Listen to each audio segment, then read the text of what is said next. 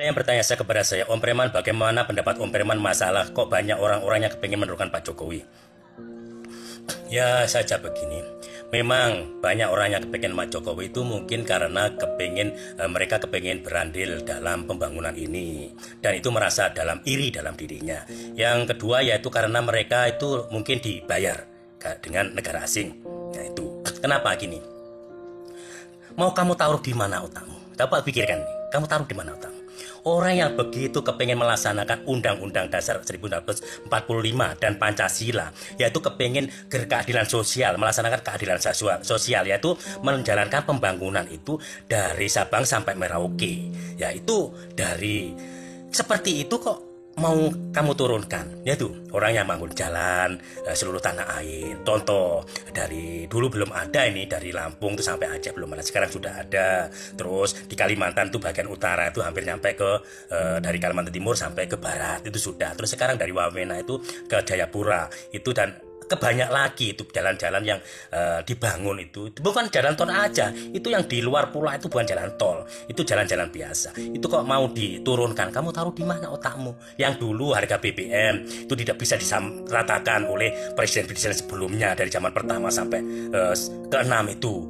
Terus ada presiden yang berani untuk itu, untuk melaksanakan pembangunan atau yang berkeadilan sosial ini dengan menyamaratakan hasil BBM. Kok kamu mau turunkan otakmu, kamu taruh di mana? Toh saya itu kadang-kadang bingung mereka itu. Tolong dimengerti oleh yang membubarkan Petral karena lembaga ini sangat merugikan negara dan menguntungkan negara asing.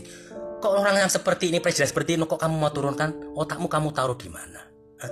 Orang yang begitu memikirkan rakyat kecil dengan kepengen menguasai tambang-tambang semua di Indonesia ini, seperti tambang Tarokan, tambang Newmont, Mahakam, dan Freeport yang dulunya dikuasai oleh luar negeri yang banyak menguntungkan orang-orang luar negeri sana, dan sekarang sudah dikuasai oleh negara kita, pemerintahan kita. Presiden yang seperti ini kok kamu mau turunkan tuh otakmu, kamu taruh di mana? Orang presiden yang memikirkan rakyat kecil agar dengan menguasai tambang ini nanti hasilnya itu bisa dinikmati dengan seluruh rakyat tanah air dari pelosok sampai kota, sehingga semuanya itu dapat bagian dari itu, bukan segolongan orang aja, karena tambang sudah dikuasai pemerintah. Dengan gitu pemerintah kan untuk menyalurkan ke rakyat nantinya dengan subsidi-subsidi yang selanjutnya. Orang yang pengen membangun lagi pupuk Indonesia yang dulu pabrik pupuknya sudah terbengkalai dengan adanya mafia-mafia yang senang mengekspor pupuk itu. Presiden yang kepengen membangun balik pabrik-pabrik pupuk, kamu mau turunkan otakmu, kamu taruh di mana? Loh, kan gak masuk akal. Mulai sekarang dengan pabrik pupuk terbesar di Aceh itu sudah berlokasi lagi, dengan beroperasi lagi, kok mau diturunkan itu loh. Kamu tahu mana dibangun. Terus menguasai kilang minyak. Dalam 30 tahun itu Indonesia itu tidak bisa membangun kilang minyak. Dan presiden sekarang kepengen membangun kilang minyak.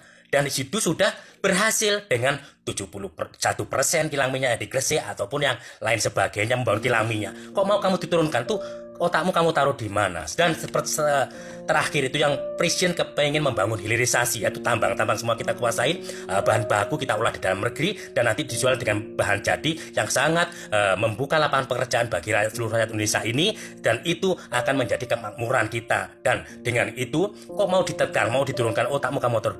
Oke, sementara itu dulu untuk seluruh tanah air, saudara-saudara seluruh tanah air, marilah kita dukung, mari kita ini presiden yang berwawasan luas seperti ini. Memang banyak orang yang kecut hatinya karena kepengen menjatuhkan, karena kebencian hatinya, karena dia dibayar oleh negara asing, sehingga kepengen menurunkan presiden seperti ini, presiden pilihan rakyat kita semua. Dan itu bukan, seandainya ada orang yang kepengen menurunkan itu, termasuk orang-orang anti asing, dan itu harus kita lawan dengan 82 yang pendukung Pak Jokowi. Itu harus kita benar-benar kita membanggakan ini dengan presiden yang begitu jujur, begitu legowo menerima perbedaan ini, memegang perbedaan ini, dan melaksanakan apa yang dari Undang-Undang Dasar 45 dan Pancasila mau kita laksanakan. Janganlah kita itu menghalang-halangi penyampaian ataupun pelaksanakan Undang-Undang Dasar 45 dan Pancasila. Orang-orang yang menghalangi ini harus kita singkirkan. Seperti misalnya Ada banyak orang yang begitu benci dengan Presiden Pak Jokowi sehingga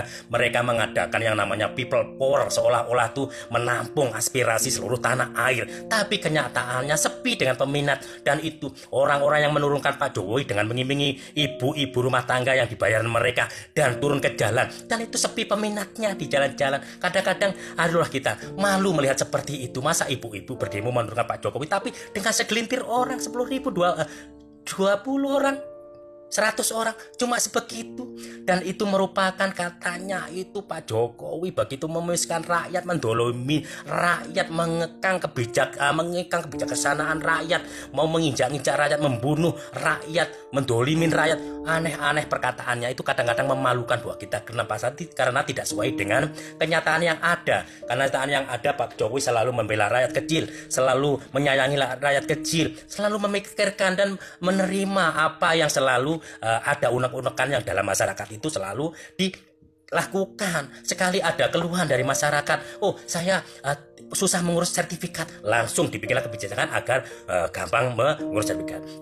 Saya mau mengurus izin perusahaan, susah, langsung Pak Jokowi merupakan dengan satu level ataupun satu pintu dalam pengurusan perusahaan. Dan itu semua langsung ditanggapi, yang akan membanggakan negara ini, yang akan melanjutkan negara ini menjadi negara maju, itu selalu dipikirkan. Tidak langsung istilahnya itu ditumpuk-tumpuk masalah itu, tidak, tapi langsung dilakukan.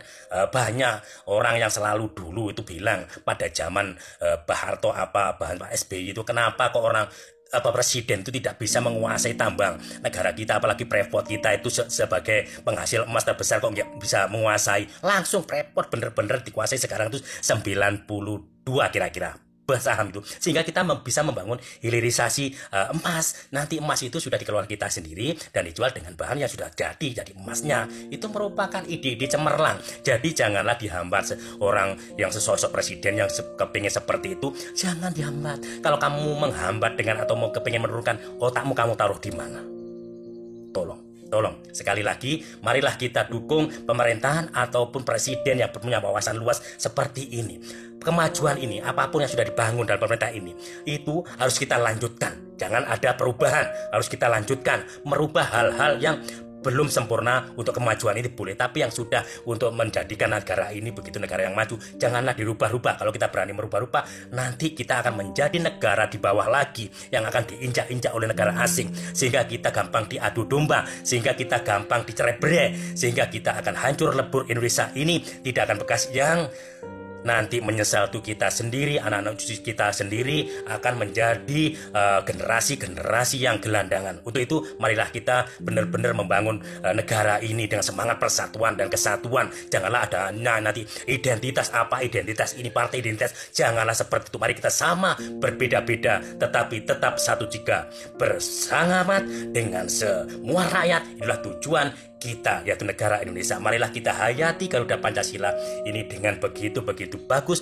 begitu luwes, sehingga kita itu benar-benar seorang atau negara di dunia ini yang merupakan jamrut khatulistiwa mutiara dunia.